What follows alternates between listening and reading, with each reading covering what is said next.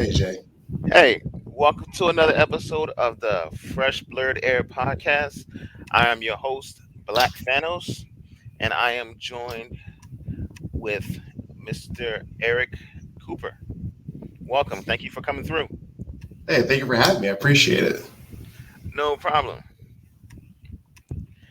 So, tell me about the Black Label Comic Con. How did that come about? Well, this started back when I was going to San Diego Comic Con, and one year, I had to. One of my friends was he bought a ticket for the weekend, but he had to do reserve duty for the Friday and the Thursday of the show. Hmm. So I was like, okay, well, you spent all this money for this ticket, and well, let me try at least rent it out for you, and so you can like at least recoup your costs for not being there Thursday and Friday. Right. And I got flagged by San Diego, and they said, yeah, we're going to suspend you and anyone that's attached to your professional badge courtesy." I was like, damn, I'm just renting it just for as person paying regular costs for the ticket. I said, Right. nope, can't do that, can't do that. But they took care of things that weekend, so I was okay. But it got me thinking about having my own con and say, you know what, to be pushed out someone else's con, let me do my own con. Right. And I got tired of these huge meetings. Like, I mean, San Diego, New York Comic Con, MegaCon, these are huge events. I mean, they bring in the money. These big, huge companies like Marvel and DC comes in there and they do their thing, but they highlight all the media stuff they have. But as far as the creators go, they don't get any shine. They really don't, unless they're slated on a premiere project for one of those big companies. But as Right. far as the creators go, there's no shine for them at all at Comic Cons. So I decided to do my own like Tribeca film for comic book creators and manga artists and have them at a show in Philadelphia because I'm from New Jersey, so I'm close to Philadelphia. Hmm. And that was my idea of just having like a Tribeca film for comic book creators to have their own con to show what they really can do and have the limelight on them about all their creations. So that's what Black Label Comic Con is all about. Like, cause I've been I've been going to conventions. I think like the first convention that I religiously went to was Otakon. Ah, mm-hmm. That was my first real convention that I went to. I've been to a lot of other ones, but that one I went to the most because Mm. that was the one I was mostly familiar with. I didn't, branch out until until they moved to DC. So I said, well, because it felt like you know like I was, even though it's like it's still within a place where I live, and Yeah, it was in Baltimore. It felt like I was yeah, getting away for the weekend. very And then convenient. Yeah, when they moved to DC, it's just like, it's in my backyard. It doesn't feel the same. Like, it's no point in me getting a hotel because I already live. yeah. So I branched out to like other conventions. Me and my brother went to what's the anime expo in LA. Oh, okay. I went to one in New York City. Okay, and We did that. it's done by Read Entertainment, right? It's still the same people. Read Entertainment. I believe it's the same people, right? That runs it. Last time I checked, it was still the same people. Okay, yeah, yeah. And then Yeah, so also, my experience with New York yeah. Comic Con, I mean, great con. Don't get me wrong, but the hustle and bustle of New York is crazy. Hmm. And also, when you have a table there, getting in, getting out of the convention center is a hassle, a big hassle, especially like big equipment because you have to have the unions involved in moving stuff for you, and it Yeah. has to be all contracted, and it could add up to a lot of money if you don't have like a big backing from like a corporation. It Right. adds up to a lot of freaking money. But that's what I like about Black Label Comic Con. It's pretty much it's for the independents, people that have that start off with smaller amounts of money and just trying to promote their product. And Black Label Comic Con it caters to that independent creator, and that's what I love about the convention. Like, how do you go by of, I guess, advertising yourself, putting yourself out there Yeah. to have people to come and check you out. Well, advertising it's a very tricky subject. Being a Black Comic Con owner, number one, sponsorship is kind of few and far between. So pretty much pull yourself up by your bootstraps kind of crap. But it's supported by the vendors and the artists. And I always try to keep the tables at a very reasonable price where I'm just making sure people come in. I'm pretty much soaking most of the costs myself. I mean, it's my passion. It's almost like having a child and paying for a child to be raised. But I believe in what I do. I believe in the people that's there and for a reason and purpose. And a few of them actually have started doing some bigger stuff in the comic book industry. And I'm just impressed by what I've done to give them a platform to speak on and to get them further into the industry. So, I mean, I'm doing my part in my own way, costing more money than I'm making, but, it's part of the sacrifice of, believing what you have. It's like being part of a church. I mean, this is pretty much my religion. And I've grown from it and I've learned a lot from it, even helped me through depression and stuff and issues I had in my own personal life. So it's very important to me. It's very influential to a lot of people. I've been sparking a lot of influence, a lot of people that have been doing a lot of things that they didn't expect they would do. I'm kind of to say the so-called, I guess, the BICK in the industry where I kind of push people to do stuff they never thought they would do. Mm-hmm. But it turns out to be a very good thing for them, and they appreciate what I've done for them. And like I said, that's why Black Label Comic Con exists. It exists for the people that want to strive to do more and to be recognized, and that's what it's for. Because that's what because I go to I recently been going to BlerdCon, and that's been like and it's like I guess a somewhat of a culture change because of what Yeah. I was used to seeing when I went to other conventions, and then I go to BlerdCon. I see a lot of they're a lot more open to different genres because a lot of the other conventions they usually just they'll stay in one like they won't veer off the path that they're going. They won't go Yeah. off a little bit. That's the difference between like there's a lot of other cons that say we're willing to step over that line a little bit and still make it enjoyable to not alienate people in there. They want everybody to Mhm. come together. Yeah, but they have their own couple issues that I won't get into, but just the stuff I read, stuff I've seen is, but Hilton and the rest is his organization. They have goodwill and good intentions with what they're doing. So I can't hold anything against them at all. I mean, it's a great event. People do come out and they do support coming out to Washington D.C. It's that so for some people that's a trip, and they trust that con to do well, and they want to be there. It's more like almost like a cookout type of gathering for people to come there, and you got to appreciate the things they've done. I mean, I've been there a couple times myself, and the videos of the music parties and stuff like that. Yeah, it's all there. I mean, if you want to have a good time and enjoy yourself, BlerdCon is definitely a good place to go to. I do recommend it for anyone that is actually in the Northeast area that want to just venture out and just have a good time at a con. You definitely want to go to BlerdCon. And I do have a special seating for BlerdCon at my convention for this year. Since this will be Black Label's probably last time in the Northeast Coast because I moved to Vegas. So the cons like Ekbach, BlerdCon, also Action Expo in New York. Most con guys I know, I'm inviting them out to my con and say, look, promote your con. This is my gift, my last gift to the year before I leave it and go and take my con somewhere else. But I do want to have other conventions say, look, we're all here as a community to unite and to keep our people together and our culture alive. And I'm just doing my part to make sure it happens. Have you ever, I guess, if you were able to reach out to, I guess somebody who's like famous or something to support, have you gotten any of those kind of messages or anything of saying, I see what you're doing, if Mm. you need anything, let me know. I'll come through and support. Well, the thing is, I reached out to a couple celebrities. Now, Avery Brooks was one of the ones I wanted to really reach out to, but he's going through some issues here and there, so I kind of held back on that a little bit. Doug Palmer from one of our major mayors from New Jersey, and a lot of people know Doug Palmer.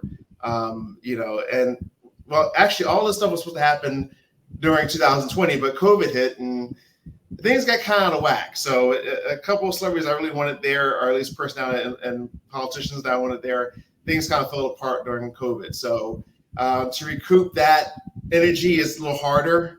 So I'm just going with what I have.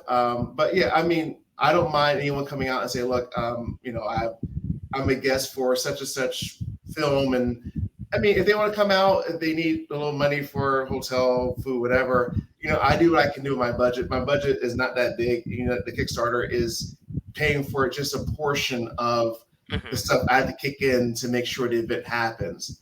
But like Right. I said, I believe in it. If people want to support, they will support. If they don't, I can't hold anything against them. This is my vision. This is what I believe in. They don't believe the same thing I do, but I do want to support the community, and especially about Black culture and Blerd culture. It's a needed thing for our people. Because I have I just it's like I'm doing this right now. It's I was doing it before, and then I stopped because things happened, and I wanted to Mm. start it up again. Yeah. And it's hard for me to reach out to people and stuff like that. I put out fillers and everything, and I was able to get I just reached out to people that I follow, Mhm. Instagram, Facebook. As I'm happy that you came on.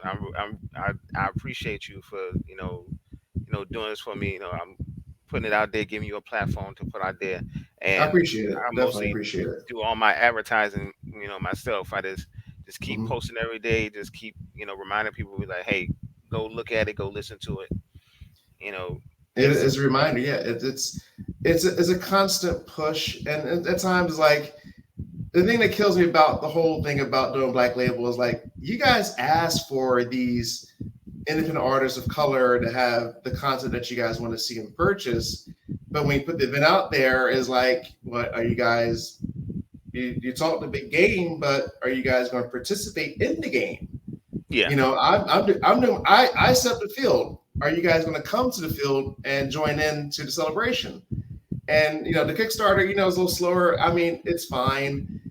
It is if it makes it, if it doesn't make it, like I said, this is what I believe in. This is what I want to support. This is my debt to society, I guess you would call it. But it's my calling, and I believe in it. So I'm going to make sure it goes through, no matter what happens, who shows up, who doesn't show up. If you are a true supporter about Black culture, about independent creations, you'll be there. If you're not, then please don't talk anymore about, oh, I wish I see more Black stuff. I wish I see more people of color of characters and books and creations. Stop talking. Just stop it. Just give the platform to people that actually do support and do believe in this kind of work. like where would if you were to, I guess, had like pick a place where you would want it to, like a location, like what when you have like the first convention, like where would you like for it to take place? Well, I mean, the first one did take place in Philly because I had a strong tie because of being New Jersey. But now, since I'm in Vegas, I moved here about 4 months ago. I've been talking to a couple people, a couple artists and creators, and they said my most likely my next location for what I'm doing will probably be Atlanta, Georgia. So it is a true Black culture, a true support for artists that is not really shown as much in Philadelphia, unfortunately. And I have to move my circus somewhere else, unfortunately. But it's time to move it on to another platform, a different location. But also, I'll probably restructure it a different way where it's more inclusive of other different genres besides just comic books, because the comic book industry is not doing what it used to do back in the day, unfortunately. Hmm. So things have opened up to manga, to Japanese artists, and to their storylines. And Black people do want to be a part of it. They do want to share in it. But of course, again, it's not as much representation. But I would still love to have a convention where I say, look, you want that manga, you want that Japanese influence, find the artists that can do that type of work in our own style. And we've been doing that kind of style for eons. They just bit off our styles for a long time and get Right. credit for it. They don't give us credit for what we've done, unfortunately. So we still have to make our own culture our own way. But to do something in Atlanta, Georgia, that's what my next platform will probably be at. But you have to change the times, you have to adjust to what the current events are. and you just have to have hope. I mean, we live on hope. That's our people. We've Yeah. always lived on hope. We've always have. That's part of our essence, our nature. But we've survived every damn thing you put at us. We survived everything, and we're the most creative people on this planet. And we just have to have something for us, something that we can relish in, something we can cherish, something we can hold on to ourselves and our culture and our children and pass on to our next generations. Because we are the gods of our own universe. That's us. We are the originals. We are the originals. That's like always been a a thing, like not having those type of say characters that look like us, somebody that we can relate to. Mhm. Um, like we had Black Panther and everything, Yeah. and a lot of other stuff. Like it didn't start like we had like black representation and everything, but like when it came to like when Marvel blew up and everything doing movies, Yeah. there wasn't really no black characters like that. I mean, we had Storm and everything, but Mhm. it didn't really so much take off until Black Panther came out. Because when Black Correct. Panther came out, it was a whole cultural phenomenon. Oh yes. No question about that one. And I still am honored, and I'm still very blessed to have a chance to meet Chadwick Boseman before he died over at San Diego Comic Con, and I have to thank Michael D'Alessio from the Marvel Goof guys. He gave me a chance to meet him, and a lot of other actors from the Marvel universe. But Chadwick, actually, I was in my suit. He actually met me. We talked for a little bit, and he was actually astounded about me having my own character for Night Seeker, the character behind you, or Hmm. behind me, I should say. And he was like, "Wow, you have your own. Yeah, I have my own character. I have my own. I'm the first cosplayer's own character in the market. I'm the first of my kind." And he was relishing in what I was doing. And we talked for a little while, and he just really was humbled by my presence. And I was humbled by him just taking out the time to actually, just spending more time with me than the regular guests. And we just talked for a little bit, and it was great. But the work he's done, he died for that role. Don't guys, don't put any shade on that one. He died for that. He knew he was diagnosed with cancer, and he still played that role to the hilt, Hmm. to the very end. He played that role, and you got to appreciate everything he's done for the Black Panther industry. And also, I got a chance to even meet sorry Don McGregor. He was one of the main writers for the original Black Panther comic books, and we talked for hours and hours about Chadwick and about Black Panther, work he's done. And he appreciated the work that I was doing because he said we need more Black representation. It's something that we lack, and that's why I put my face on my character. I am the character. Hmm. Like even when there was a big debate, when the second Black Panther movie came out, and everybody was trying to figure out, how they gonna do, are they gonna recast, or what are they gonna do? Yeah, yeah. And the way it came out, it was perfect. Mhm. I Okay. I'll give a little small pushback on that one. They called it Black Panther. I understand that Siri takes the role of Black Panther. I still said they should have had at least a death scene for Hmm. him, and not just have it more like whisked off in the background. Like I he think that died he was that died off was that was camera. kind of half-assed to not give him that respect, to show at least someone at least in the suit battling something that killed him. At least show some kind of depth scene. Even Star Trek had Spot, one of the main characters, have an amazing death scene. You could have did that for Chadwick. You could have did that for him. I'm going to give a little pushback on that one. It could have been much greater if they had that scene where he passed on and he did something heroic to save a lot of people and he died on it. That would have been so much more plethora for the character itself before passing on the mantle to Siri. And now the way they it ended, now they could actually have he had a son on the side nobody didn't know about. Yeah. Yeah. and he pretty much has the same name. Hmm. So that would be a nice way to go back to the character, but it's like, oh, this is his son, but he just has the Hmm. same name. Yeah. Yeah. Mhm. But that was nice. That's the way to put it in there. It's kind of cool. But of course, he doesn't come of age until for a while. But Yeah, because we'll see how that goes. it's a lot of like we have in Marvel, even in video games, it's a lot of non not a lot of black characters, and a lot of fighting games. Everybody's a lot of typecast. It's Well, I hard to. think, well, funny you bring up the fighting game. I got contacted a couple of years ago by some of my fan base, and he said, "Eric, why didn't you tell us you were in Mortal Kombat 11?" I said, "What? Yeah, you're Garrus, right? Excuse me, huh?" And I had to actually do research and find out about the character. And I was stunned. They used my image and even the colors of Nightseeker is actually gold and blue, and they use the same colors for Garrus. My face image, of course, I wish I had the body of that, but that's of course a CGI. Um, and then they had the nerve to say, "This is the guy we use for the facial recognition of the character." It was nothing like me or the character.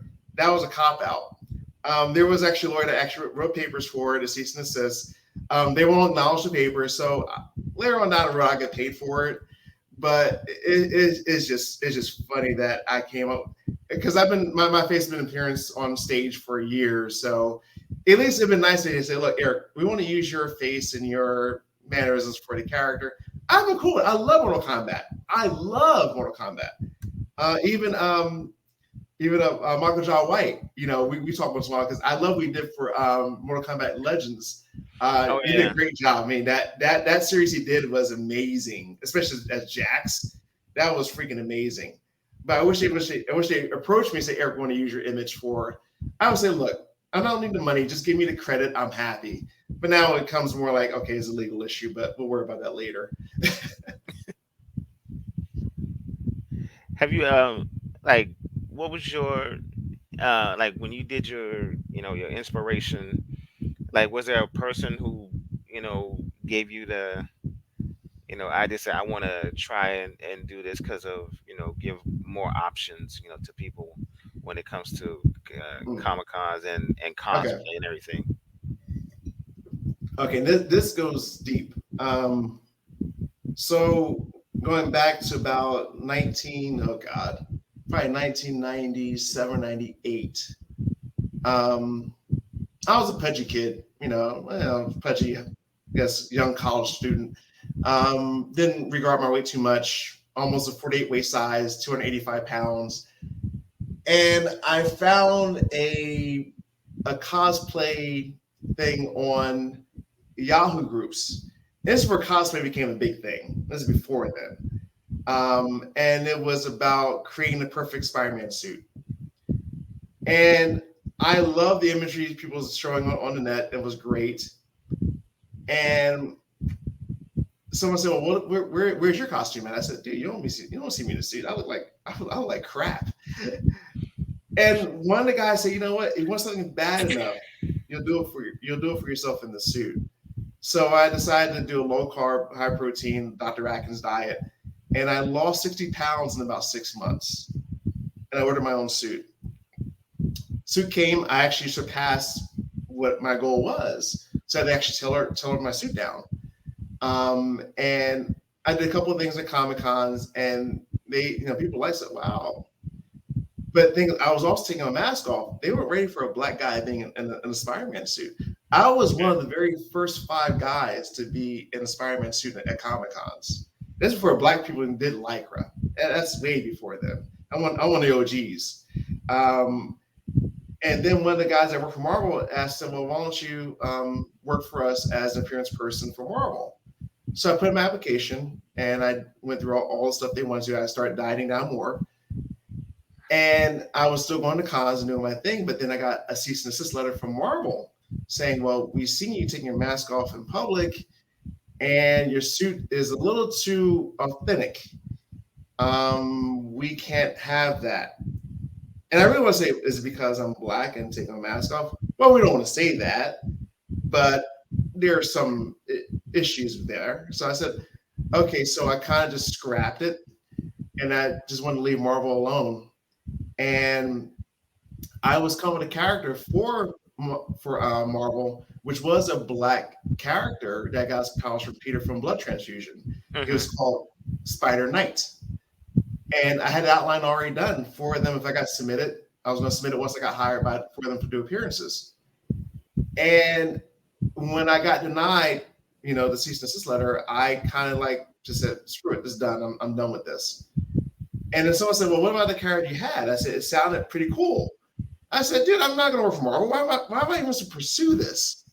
He said, "Well, you seem to be very intelligent and you seem to have good storylines and good ideas. Just revamp it." So I sat down, took about 3 hours, and I changed around the whole character to what you see behind you now, which is Night Seeker. And it's a small essence of Spider-Man, but mainly he is Predator and Alien. Because those were my main characters growing up. That's what my influence was in Terminator. Those are my influences as I was growing up. So I put the character more to their essence. And he's a super hunter killer, but he will defend as a hero. But he will kill if he has to, and he cries about it. Um, Mainly Marvel pushed me to do this. And I thank them for it because they said anytime you go up against adversity, you have good intentions, you're meant to do something different and it's going to make a bigger impact. Right. And I thank them for denying me because it produced this. Like they say, one door closes and another one opens. Correct. Correct. As if I've had my thing with adversity and everything with doing the podcast thing. It didn't. It was going well when I first started it, and then it got away from me, and then it started to turn into something that's this is not what I signed up for. This is not what I wanted. Hmm. So I just I steered the course and finished it off, and then I went on a hiatus, Ah. and I wasn't even thinking about it, and then I ran into Hmm. a content creator at BlerdCon last year, Ah. and his name is Chiseled Adonis. Okay. So I came across his videos during the pandemic when I wasn't working, so I was just watching YouTube like all Mm. day, and Like I a lot of people during the pandemic. and I had like he became like I guess like a cult hero or whatever. I enjoyed his videos. It got me through a tough time because I was not working for a year, Mm. and I had the opportunity to I ran into him at BlurCon last year, and I was just standing there by myself, just looking around, and I just happened to see him. I was like, that looked like who I think it is, and I went and talked to him. Hmm. I fanned out and everything, and I was explaining to him, your videos. It Hmm. got me through a tough time, and it made me want to get back into doing a podcast and everything. He said, "Yeah, do that." He said, "Get back into it." He's like, "Yo, when you get, Yeah. send me, let me know because I want to look at it." There you go. See, you have to learn how to live on your passions, but still be responsible. But living your passions, if you do something that actually can pay you well for doing what you love doing, it's never a chore. It's actually a joy. It's Mhm. actually a real joy. I mean, full time, I'm an optician full time, but I write on the side and I have my comic cons and another convention I will be doing, but I kind of keep that on the hush hush because it's a brand new project that was influenced by a friend of mine at Q Sealy. And it's my time to do something that people didn't expect. I have to keep on hush hush at the moment. But I am going to branch out a little differently, but it'd be more me and showing my true essence. But Black Label Comic Con will still be a front for me, but I do have to do things that cater to who I am as a person and to branch out with my personality, my essence, and to really shine the world with what I have. And I'm really ready for next year's adventure in Atlanta, Georgia. Not just Black Label Comic Con, but the other comp I'm about to do as well. Is there any other ideas that you can like coming up with any other characters, or you going to just stick with the one? Well, mainly, the newest project is called the Greenville Triangle. So that one takes place. Well, me and Phoenix Nebula, one of my main artists that I've dealt with for years, we actually flew down to Tulsa, Oklahoma, and did our research. We were there for about 3 days. We're in a hotel room, and the stuff we ran across and the people we talked to, it really is an unusual area to be in. The energies, it's there's stuff there that has been buried that no one wants to talk about. Even we felt the energies of different places we went to where these stories have to be told. And we also got to talk to the curators of the Black Wall Street Museum, and we got into the vault and seen a lot of special stuff that they don't normally show to other people. But since we were doing the story of Greenville Triangle, they let us in and showed us everything they have, and Hmm. we really appreciate what they've done. As far as my first release of Greenville Triangle, there's some. I mean, I kind of rushed it, I shouldn't have, but I want to get some things done. But I'm going to revamp it and re-edit it with another editor. And it's going to be a full story. I was going to break it into little pieces, but now I was going to do a full story now and revamp it, and it's going to be a much better product and also a much better telling of the story of Black Wall Street, but in a sci-fi way where you still get the essence of what it could have been if they never had that racial riot back in 1921, if it was able to flourish. But as time goes on, the book, I still keep the idea of Terminator. You can't escape your fate. You just have to learn from it, and it'll still be destroyed, but it'll be from the inside out instead of the outside in. So it will still lead to that thing, but people will learn from what they've done and what they could accomplish if they were still alive today. Okay. Yeah. Because done a little research and I see you done some cosplays. Do you have any favorites? I mean, Night Seeker's still my main. I mean that's my baby. I mean that is my true baby. The newest suit that's being done for me at this moment, as we speak, before I go to San Diego Comic, I've been dieting down and trimming down for San Diego. I'll be doing the Alice Ross suit. I had one a long time ago. It got a little older, got a little tattered. So my best buds and also one of the original black cosplayers of Spider-Man, Terrence Thompson, he designed a new suit for me that's being made right now by costumeprint.com. So I'll be debuting that over at San Diego Comic Con. A couple other ones I'll be doing later on down the line that be catering to the new convention I'll be doing in Atlanta, Georgia. Like I said, I had to keep it on hush hush. But look forward to some very different things from me that people will not expect. Cool, cool. All right, then this is the part of the interview where I ask, just five, random questions. Okay. First one: Hmm. who is your musical influences that inspire you to do what you do? Hmm. Wow. That's a good one. That's a good one. I would say at least with Night Seeker and the stuff I've done because I was still learning about myself and my spirituality. Hmm. Um, it would probably be Kurt Franklin. Hmm.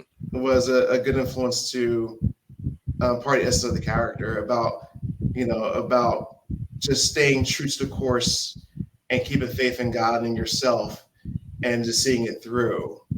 I would say definitely Kurt Franklin was probably one of the bigger influence for what I was doing because I was listening to a lot of music as I was writing them. Oh, I didn't expect that. That's good. Mhm. If you could team up with any creator to do a collaboration on a comic book, short story, or a small video, or in like a voiceover or something, who would you like to team up with? Hmm. That's a good one. I would say for the influence and the impact that he's had, especially producing his own stuff, I would say probably Kevin Grievous from the Underworld. He was the co-writer for Underworld, the Black Werewolf phrase. He did I Frankenstein. He's done Blue Marble. It would probably be Kevin Grievous, and I love his damn voice. That is his. And when I met him at San Diego, he actually he saw me at San Diego. This is like we're on a panel. We were just walking down a thing. He saw me, and he knew who I was. He's like, "I talked to you." I said, "Okay, what's up?" I'm Kevin Grievous from. Oh wait, that's really you. That's really your voice. Oh snap! Oh, okay. So we've talked for every time we meet in San Diego, we always talk longer and longer. And he actually called me last Christmas, and it was Chris, Happy Christmas. And Kevin, he's really down to earth people. He really is just a very down to earth soul, and I just love his mannerisms, energy. Very creative person. But yeah, if I really had to do something very science fictiony and very, very a lot of plethora, it would be him.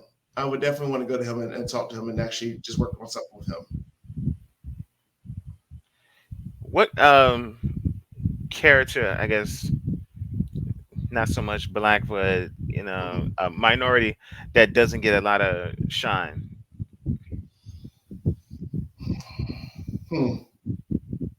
That's a good question. That is a very good question because there's there is a lot there. There is a lot there. I That's a good one. I would probably have to go to one of my own people because I read his work, and it's an independent person, and it's actually Phoenix Nebula. His character called Fancy, I fell in love with his book. I did part of editing for him. His character, the genre, what he's doing, as far as especially for a female black character to experience the loss of parents and to learn about your spirituality and your essence in the world, he did a kick-ass job. One kick-ass job. And anything he wants to produce a fantasy, I am there for it. I am there for it. I really was impressed by his character, and that takes a lot. It takes a lot for me to be impressed by anyone's character. It takes a lot. It takes a lot, and he truly impressed me with his character. He really did. If somebody were to write a book about your life, what would be that title? Ooh, finish what you started, because that's what the character of Night Seeker is all about. Finishing what he started. And I'm the person that once I'm dealt with a task, I try to make sure it goes all the way through. Mm-hmm. And that's who I am. I'm a person that, well, my background, because both families of mine, both my mom and father's side, my mom's side is mainly Navy oriented. My dad's side is Army. So the military aspect is actually my life, my DNA. And we can trace our stuff back to Civil War days, our ancestry. And they fought for this country and never was truly given the rights and the privileges that they should have had. But the family was strong about defending the rights of people, and especially for Black people, and freeing the slaves of who they were. But that is my DNA. And also the friends I've had, the close ones I've had are actually that served in the military, my closest friends. And it's just, like I said, it's part of my nature. So when no one can ever say Eric has never tried, no one can say Eric has never given what he could. Anyone that comes to me knows that when you deal with me, you deal with essence of trueness. And I don't shade anything I do. I'm true about everything I do. And that's the honor and the privilege of knowing me as a person, is that when you get to know me, it's a lot. And some people can't handle it. It's a lot. My energy level, my presence is commanding, and people know it. And I don't try to, wave a flag about it. I'm just being who I am, and that's the way that nature made me. So pretty much, I am the nature's wrath, but in a good way. In a good way. That's who I am. Cool. All right. Last one. Um, what place would you like to travel to that you haven't been to yet? Hmm,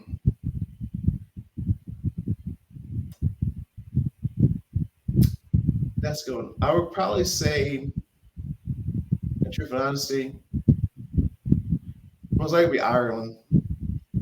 Well, my last name is Cooper. The original Cooper was spelled Kuper, until the British took over. The slave trade, all that fun stuff. But I love the nature and the essence of what Ireland stood for, because back then it was ruled by black people. The colors, the almond garden, and everything else was actually African influence. It was actually from us. Even for Scotland, the locks and everything else, that's all African. That's all us. So we belong to that land, and we made that land flourish. I just want to get back to nature and getting into spirituality of myself and learning about the universe and myself. And that's Ireland, probably one of the places I want to go to and just visit and just see the countryside and see what it is. Cool. Cool.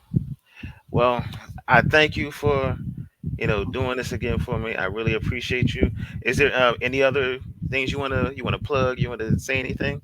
Well, I mean, if like I said again, if you do want to support Black independent work, I mean, I wouldn't just say Black. We do a whole multicultural thing for Black Label. But as far as the Kickstarter for Black Label Comic Con goes, again, we're only asking for $1,500 to just support the staff, the DJ. I got paid for it, for the facility stuff. It's only a portion. Most of it is being paid on me. It's only a portion I'm asking for it. Now, if it goes over that, hallelujah, I would appreciate it. But $1,500, not a huge amount, but also it's early ticket sales. The rewards like shirts and the passes, even the dinners that we're having. Like I said, it's all for the community coming together and celebrating an event that what we own. And I just look forward to anyone that wants to support. Share the links. Any questions, please just get at me. I don't mind answering any question you have. But like I said, I keep it on the real. I keep it, 100% everything I do about this convention. It's worth it. It's worth the time. It's worth the energy. It's worth the pledging. It's worth just being there. Everyone has been there. They said they've always learned something from my con. They take it with them to other places. Mm-hmm. I'm a person that likes to just pass on what I've learned, and hopefully you grab hold of it and it adds to your life as a person. And that's what I think is all about. Also, everything I do is not just me. I mean, I learned to start myself through Night Seeker, but giving is so much more rewarding than giving to yourself, because you see other people flourish from what you've done. Of course, I really appreciate you. Thank you for coming through, And and I thank hopefully you. we can do this again soon. Yes, indeed, we shall. Thank you. Yes. Thank you, Thank sir. you. Appreciate you. See you later. All right, see you. Take care.